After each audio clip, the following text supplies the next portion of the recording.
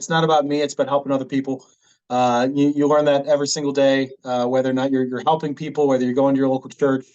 It really is about giving back to other people and to help the community grow, and to help organizations get more towards their goals in cybersecurity. But you can't do it right now, and that's called you make a POAM. And just a quick on what a POAM is, because that's a crazy acronym I'm sure many of your listeners have never heard of before. POAM is Plan of Action and Milestone. It's a plan. I want to reach out to your community and I want to tell them that they absolutely can become cybersecurity professionals.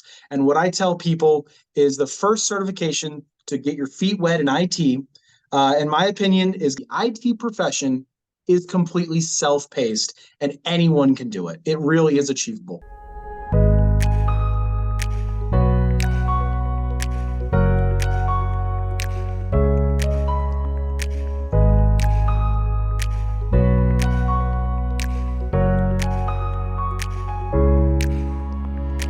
Hello, everyone. Welcome to TopCyberPro.com's podcast.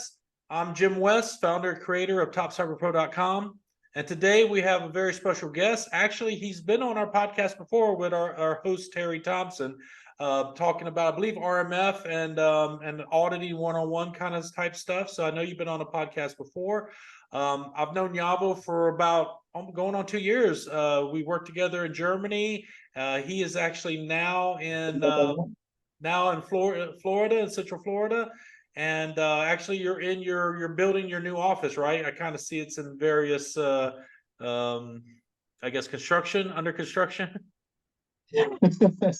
Right now, I'm doing the construction for building an outside shed, and did the installation about a week ago. And in the next 3 days, it'll have drywall and AC and all those things. But I'm really roughing it out here in my in my backyard. It's fantastic to have the pool view right there. Oh, cool. Well, so like I said, I've known Yavo for about 2 years now, and the guy's just a wonderful cyber professional. He's given of his time. He's mentored some people in his career. In fact, another video we have on the podcast, if you check the playlist, is with Dominique, who is someone that you was actually his first mentor in cybersecurity and inspired him to get into cybersecurity. So we had a great podcast recording, myself and Dominic talking about his journey, and within a year, how much ground he's covered. So again, as a testament to the quality and caliber of person that Yavo is here, this guy's always giving of his time and just a force to be reckoned with as far as knowledge and being able to break things down and explain like I'm 5 level to people to help people understand. But that's not what we're really here today to talk about. We're just here to focus on, kind of what his day job is. As most people say, job number one, the day job of being a information systems security officer, an ISSO. And we want to kind of talk about what that is and how you got into that, kind of what credentials you need, experiences, knowledge, and what a day in the life of an ISSO is. So without further ado, Mr. Yavorsky, aka Yavo. Yeah, thank you very much, Jim. So it's first and foremost, I learned this in the Marine Corps. It's not about me. It's about helping other people. You learn that every single day, whether or not you're helping people, whether you're going to your local church. It really is about giving back to other people and to help the community grow, and to help organizations get more towards their goals in cybersecurity. To answer your question, Jim, yeah, I'll talk about my day job. My day job is I'm an ISSO, which short for ISSO, or Information Systems Security Officer. It's an obnoxious way of saying that you play 20 questions with people for a living, and you translate what cybersecurity is for people who may not know. Or maybe somebody is a administrator and their job is to work on switches, routers, servers, things like that, but they don't really have a focus on cybersecurity the way somebody who's dedicated their entire profession towards security might have. Likewise, you might have a business leader or a manager who they're focused on the business aspect of running their organization, and they want to make money for the organization. They want to provide for their customers, but they may not necessarily have a focus towards cybersecurity. So my job as an ISSO or ISO is to play 20 questions back and forth between the administrators and translate that information for the managers, and to make sure that the administrators are configuring and building topologies and networks and building systems that are secure, and then really focusing on the compliance side of that cybersecurity. So making sure that people are following cybersecurity compliance. So you mentioned a key word there. I heard the word that you do a lot of translation. What are you translating, and how do you go about translating? So let's start with, what is the source of what the Sure. original stuff that you're translating? So I'm translating what's called NIST 853 controls. Uh, these controls are put out. It's from a methodology, a framework called the Risk Management Framework, and this framework utilizes controls that are pulled out of a government document called NIST 853. And if you read that document, two things will happen. One, you'll understand the methodology, the checks that go into making an organization secure. And the other thing that will happen is that your eyes will bleed from reading government documentation all day. So my job is really to read this documentation, to understand NIST 853, NIST 171, and other documentations, and understand these controls. And what these controls give me, it says, as an example, let's talk, they're all broken up into families. Families are different practices or way to think about security. So as an example, let's talk about PE. That stands for physical environment, PE. And what PE is going for is like the gates, guards, the guns. Do you lock your doors? So there actually is a control in RMF, in this government documentation, that says, hey guys, do you lock your doors on your server room when you go home for the evening?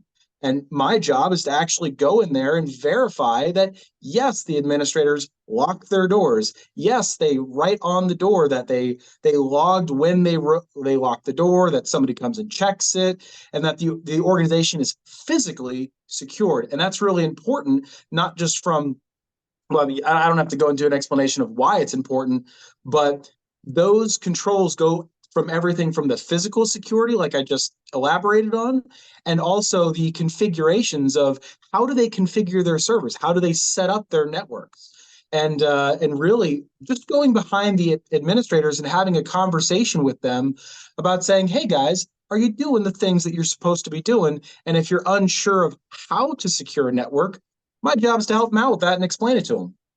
Okay, so that's a great thorough description of the process.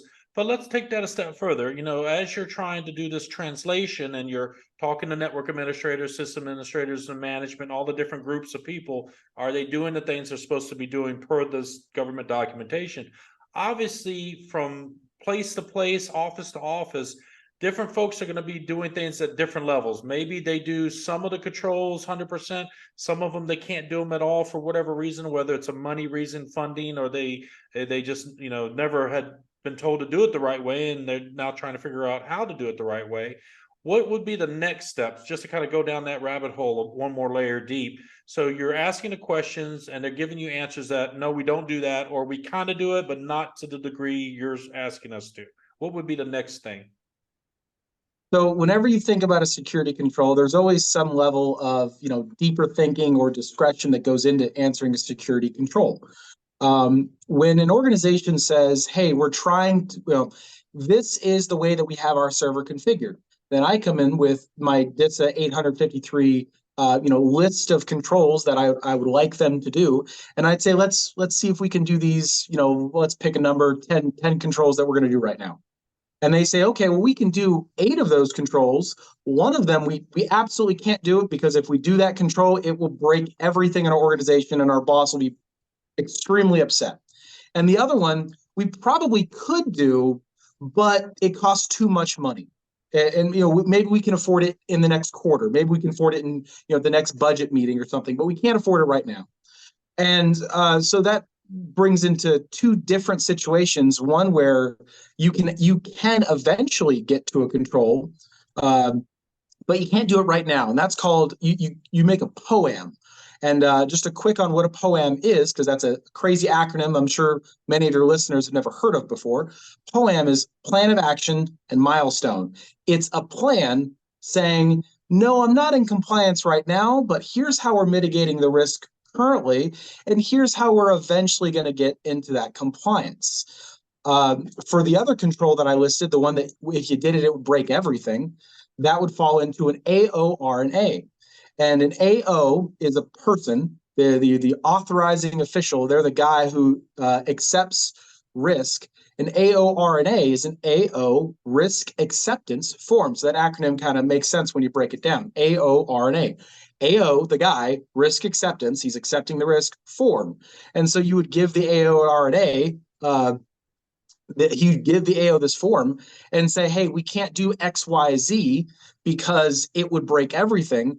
But we're going to try to mitigate those risks by adding layered security, layered defenses to try to mitigate that risk. A quick example on that is, let's say an organization, for whatever reason, has to use Wi-Fi. They have to use it, but for whatever reason, they're not supposed to be using Wi-Fi in their specific information, infrastructure.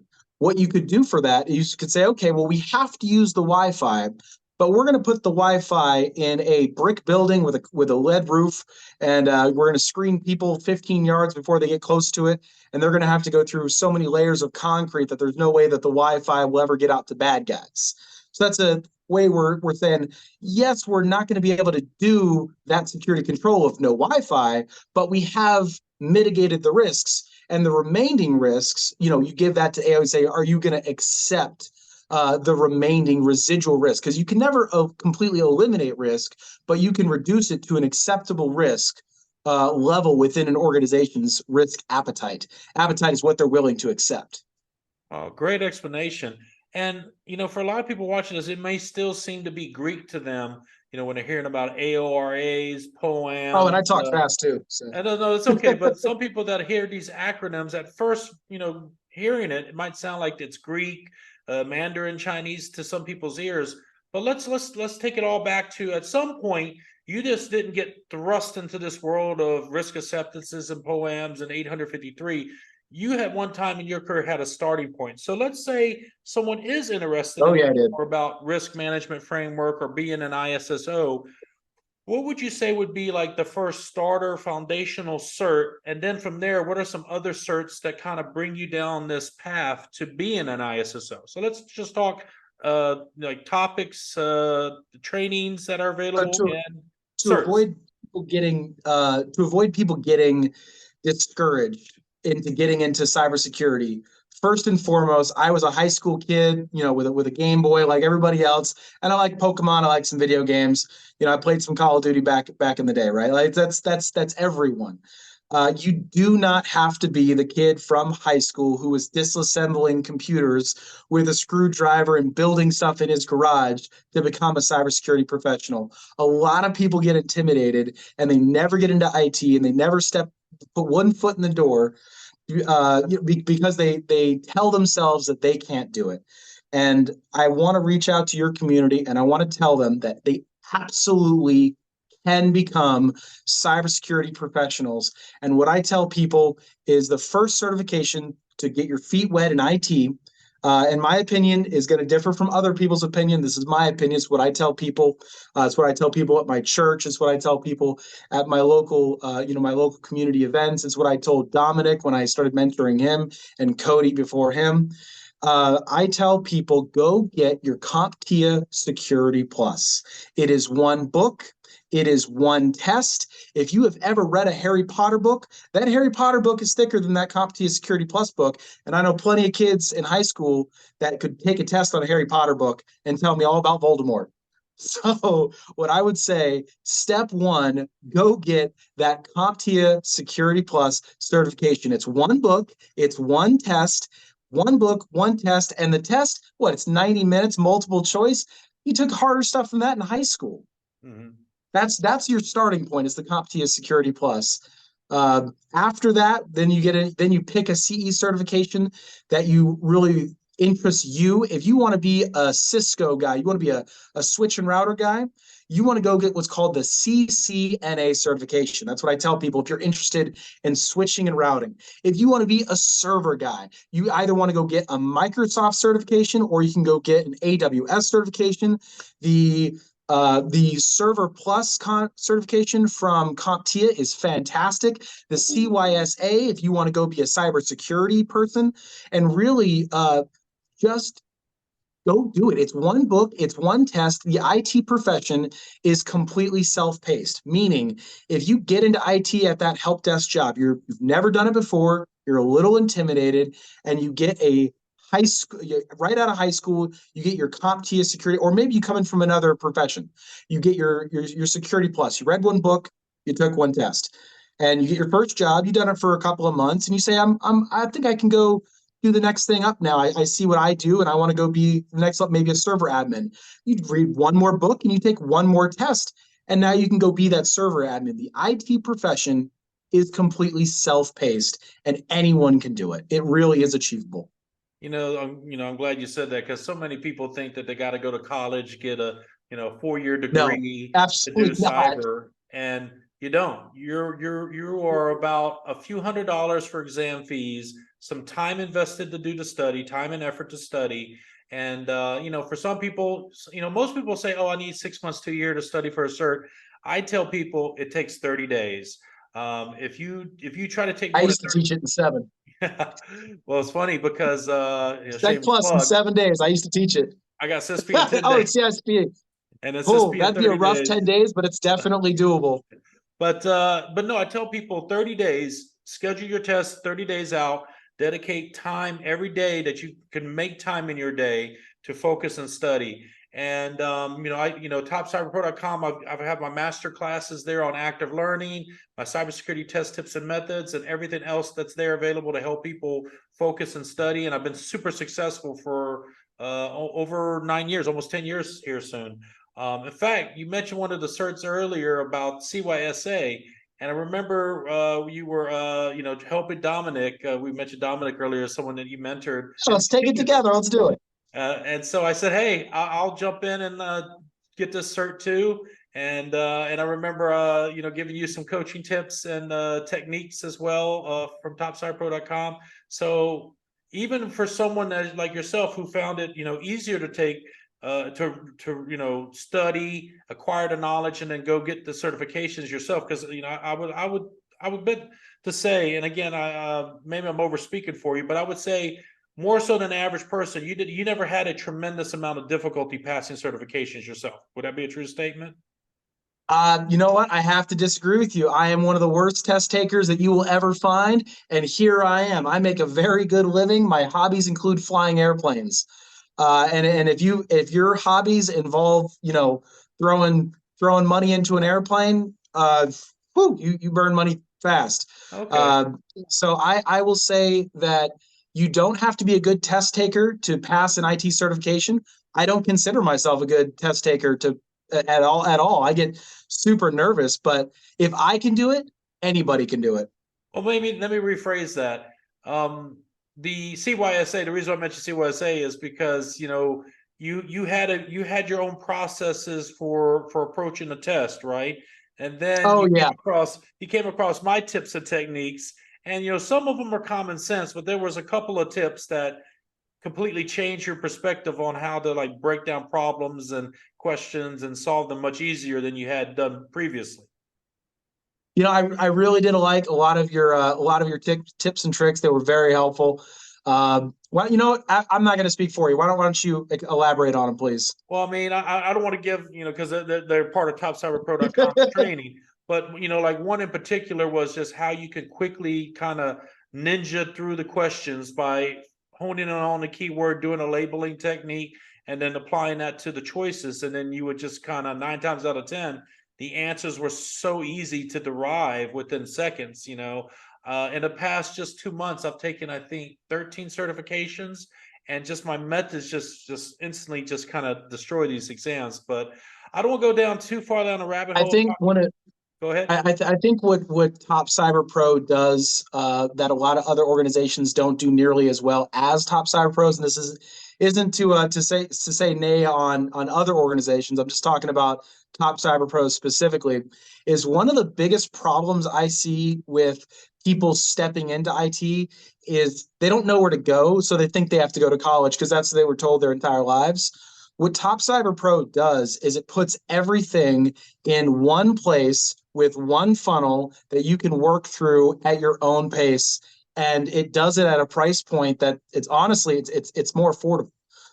So that's really where I think Top Cyber Pro is shines now. It's where it's going to continue to shine.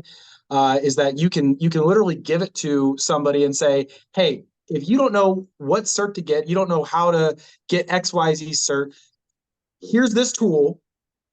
Put your energy right here, and it's going to walk you through way better than any teacher or anything like that at a cram school or any college exam is going to really get you through.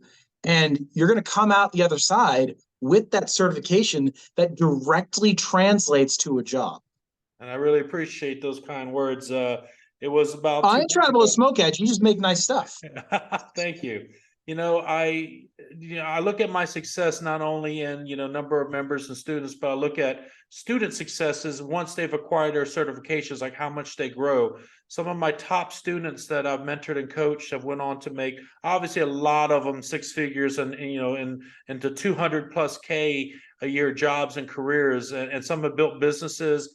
I had 2 months ago, one of my youngest students I ever coached and mentored, was messaging me from a beach in Thailand. He finally hit seven figures, and I've had two students that have hit seven figures. That's one of the biggest, I guess, achievements for myself, is that helping people reach financial goals beyond just the career, but reach goals where they're set for life. This one kid in particular, he's under 30.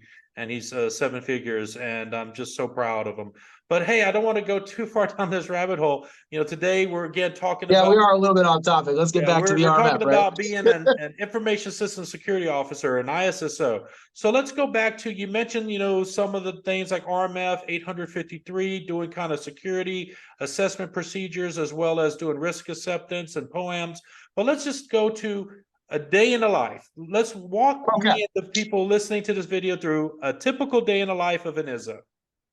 Okay, step one is coffee. Can't do anything. You can't be a cybersecurity person. Let's drink coffee. That's a hard pill to swallow for a lot of people who drink tea. I'm sorry, you need the coffee. And for my other Marines out there, Monster will suffice. If energy drinks will suffice. If you got to rip it, that's okay. So step one is really, I'll hold my comment on that, but okay. Rip it will get you through a lot. Cybersecurity and being in ISSO, what that job entails is you're going to be looking at an organization's policies, their procedures. You're going to be looking at all their documentation. You're going to be looking at their audit records, their scans. You're going to be looking into their servers, switches. You're looking at their configurations and the scan results from those systems that are configured with those configurations. You're going to compare what they're providing you with your security controls. So what that means is, I like to. Oh, I'm sorry. Go ahead. Sure. Well, you mentioned, reviewing. It sounds like earlier you said, you're translating security information to different roles and people. Now, when you're talking about policies and looking at 20 questions reports, now this is interpretation. So now you're interpreting what this stuff means, and then you're having to translate what that means to the respective parties, right? So I get a list of security controls, and it says each security control is going to ask me a question. It's going to actually tell me the answer that I'm looking for. So that's one of those things that people forget about in RMF in general, is the answer that I'm looking for. I'm not hiding the goal here. I tell everybody, this is the standard. This is the answer that I'm looking to answer. Can you give me this? Because I'm looking for this. All right. So Yavo, so that's kind of a little bit of the day in the life of an ISSO, but what would be what are some resources that someone can, Google? What are some other, you mentioned 853, but are there other documents or policy documents, regulations, or files? What's this website people can get some more information on this kind of stuff? So first and foremost, everything can be gotten from all the DISA resources. Not everyone has access to the RMF knowledge site, but there are plenty of resources such as cyber.mil and things like that. But I want to pull back from diving deep into those weeds and handing out resources for just a moment. And I want to more thoroughly answer the actual job that is an ISSO, if that's okay with you. Yeah, go ahead. Okay. So, and I really don't want to bore your listeners, so I'll make this quick. What an ISSO does is they get a list of security controls that have the question, the answer, and then the demonstrated artifact that is going to help demonstrate that control is being answered in the way it's supposed to be answered. As an example, if I say, okay, my first control says, are you configuring your system to do X? And the answer I'm looking for is, yes, it is being configured to do X. If it is, great. And the demonstrating artifact would be that they have a policy saying that this is the way that they're supposed to configure their system. And then maybe they have a scan result showing that, yes, their system is actually configured and working in that way. And then sure, throw a screenshot of their system configuration on their server showing that, yes, it is working in that way. So you got a screenshot, you got a policy, and you also have a configuration scan result showing that, yes, it is the thing that you're looking for is configured in that way. Next, once you have you're answering these questions, all of these questions to configure all these systems for the organizations, it's all for the goal of reaching an ATO. An ATO is the authorization to operate. It's the authorization to flip on the switch and let's start doing our job. Let's start having the organization, run its networks and systems. And so as an ISO, my job is to make sure that people are authorized to turn their systems on it and to function as intended to meet the business needs, the organizational needs. So they what an ISO will do is make sure they have all the configurations, make sure they're meeting all the security controls to be secure, to get that ATO, and then to continuously monitor that organization to make sure that they're continuously working within a cyber compliance a methodology. I really wanted to hit that home. Because So, I mean, all it is playing 20 questions, making sure people actually are doing the things that they're supposed to be doing. And then once they're satisfactory and they're authorized and they're working and everyone's happy, then continuously make sure that it stays that way. good, continuous monitoring, good.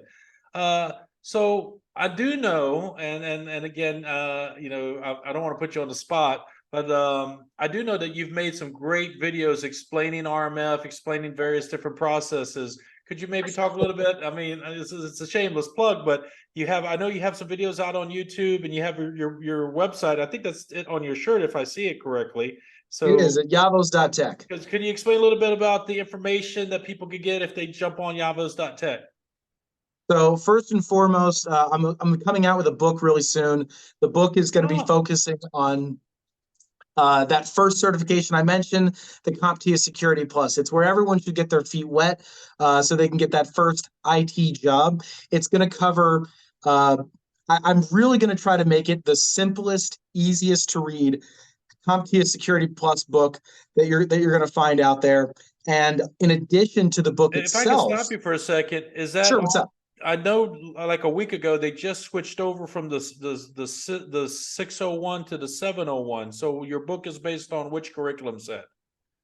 The book is going to be on the 701, the newest version.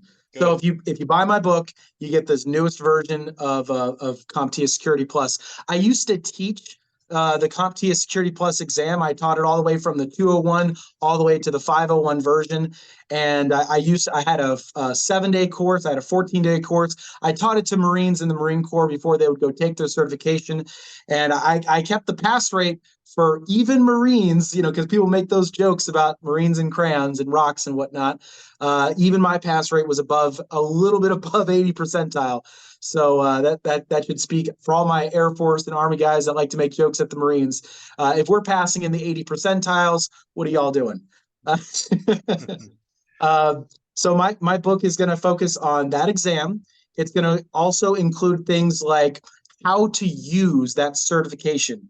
What I mean by that is the reason why we focus on the Security Plus certification is largely in part because it's so respected in the community, the cybersecurity, the IT community. One of the ways that it's recognized is with the 8570. Well, they changed the numbers now, but it's still 85. It's 8140 nowadays. But it really is still a bingo chart. And that bingo chart, and I'll have it in my book, it is a bingo chart which shows if you want to be employed for a specific kind of job, there's a high likelihood that that job is going to require an IA2 or something in that ballpark, IA1, IA2, IA3, IAM level 1. It literally is a bingo chart. It's very easy to read. And this certification appears multiple times in that bingo chart, which means when an employer goes to hire someone, they're saying, okay, we need to have somebody that has a bingo chart for, they hit this square and this square and this square. And that's where we're going to look for somebody. And that's how we're going to hire somebody. If you're Bill Gates, but you're not certified and qualified to work here, I can't hire you. So that's why we use the CompTIA Security Plus certification as a starting point. And my book is going to talk about not just how to get the cert, but how to use the cert, why you want the cert in the first place. And then once you have the cert, how to tailor your resume and how to send it out there to look for a job. It's going to actually be a lot more than just the certification book. It's going to have it's a lot more. I'm going to add as much value as I possibly can, so that when I give this book to other people in my local neighborhood, when I give it to people in my church and stuff, I can have confidence that I'm giving them the best resource that they could possibly get for not just when they go to take the test, but then after they take the test. How do I look for a job? How do I use this? How do I when I see job postings? How do I know what certifications or how, if my certification meets this job or that job, or what my certification is best tailored for? And then a little bit of a track road showing them how to progress further in the IT profession so they can get to that six-figure income. So congratulations on the book coming out soon. So that's a great achievement in life. But what else does Yavoz.tech have? I mean, real short and a few I have seconds. cyber tools as well. Okay. And the cyber tools are they are effectively making cyber professionals' lives easier. In the cybersecurity world, there's so much to read. There's so much to know. Life's already hard enough. Don't make it harder. Let's make it easier. I built automation tools to streamline and drastically increase the time it would take to do a cyber audit. I have RMF tools. I have tools from other frameworks such as CMMC. And effectively, the tools are all focused on drastically speeding up the RMF or CMCC accreditation process through their, making sure everything's in compliance. My tools tell you, they give you recommendations on how to answer the controls. They intake and ingest where to place those controls. It really handholds and walks you through every step of the process. And not only does it walk you through and handhold the user, to the point that I would even argue that grandma can do it. If my grandma can do it, yours can too. It really does handhold you through it. But it also creates a better product because it goes into much more detail than a lot of cyber professionals would even do. So if you use my tools, you end up creating faster products, better products with, really on point, staying on topic of each and every control. It's fantastic. So great information there. And again, anyone that's Shameless listening to plug, this I know. video or watching this video, you can check out Yavoz.tech for that and more. We got a few seconds left, Yavo. For anyone watching this video that is thinking maybe I want to be an ISSO or maybe I want to get into cybersecurity, what would be your short piece of advice for them starting out?